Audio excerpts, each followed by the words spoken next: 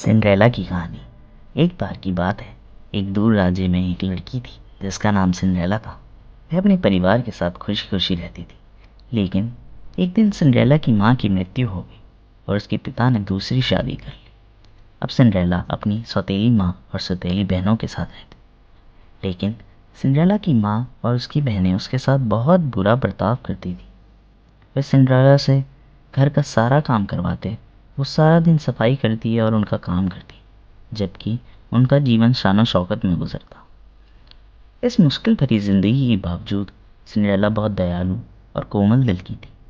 अपने काम के बाद अकेले बैठ के सपने देखती थी, अपनी जिंदगी के अच्छे पलों के बारे में सोचती थी। उसके सच्चे दोस्त उसके घर के पंछी और चूहे थे, जो छोटी छोटी मदद करके उसका साथ देते थे। एक दिन राज्य के राजा ने राजकुमार के लिए एक शानदार दावत का ऐलान किया, जिसमें राजकुमार अपने लिए दुल्हन की तलाश करेगा।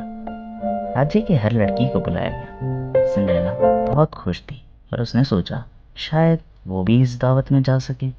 लेकिन उसकी सौतेली माँ और उसकी बहन उसका मजाक उड़ाते हुए बोले कि उसके पास अच्छी ड्रेस तो है ही नहीं।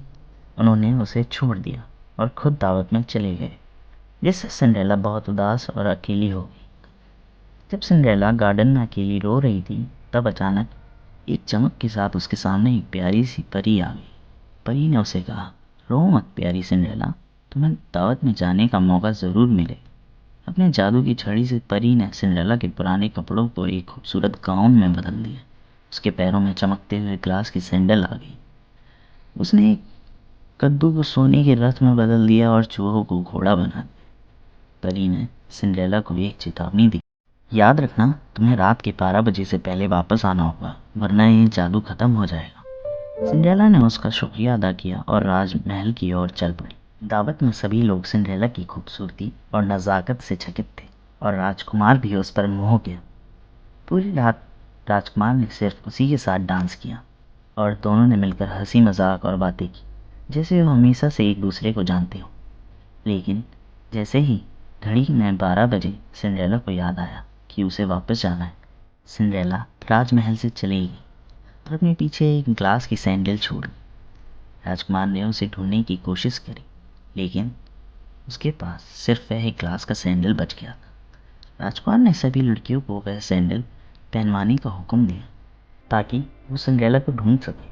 अगले दिन राजकुमार के लोग सैंडल को लेके हर जगह गए। जब वो सिंड्रेला के घर पहुंचे तो उसकी सौतेली बहनों ने भी स्लीपर को पहना, लेकिन वह फिट नहीं हुआ।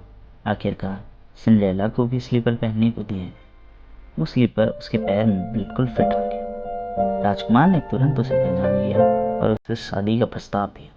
उसने राजकुमार से शादी की और दोनों खुशी खुशी रहने लगे।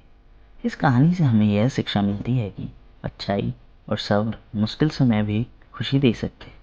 चलिए मिलते हैं आपसे एक नई कहानी के साथ। ऐसी ही और कहानी सुनने के लिए आप हमारे चैनल को लाइक कीजिए, सब्सक्राइब कीजिए और शेयर कीजिए। Thank you.